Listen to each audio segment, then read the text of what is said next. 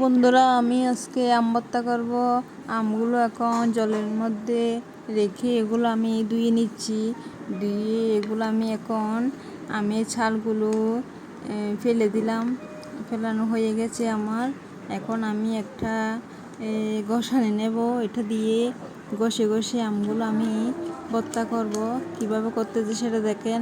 আমি ঘষতেছি, একের পর এক ঘষতেছি।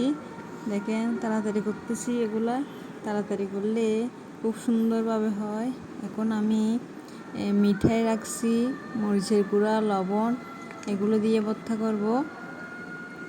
এগুলো আলাদা আলাদা করে রাখছি। এখন আমার আমগুলা হয়ে গেল।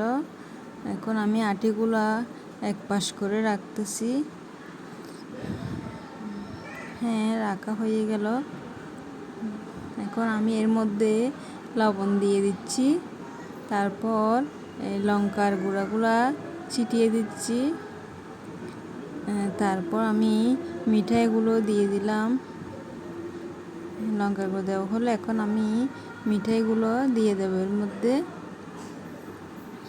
দেখতে খুব সুন্দর লাগবে, খেতে খুব মিষ্টি হবে। দিয়ে দিলাম।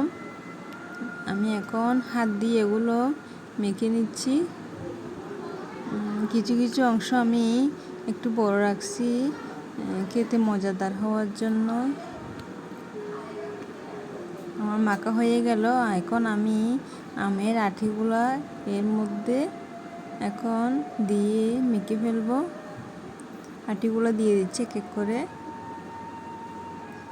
আটিগুলা খেতে খুব মিষ্টি হবে।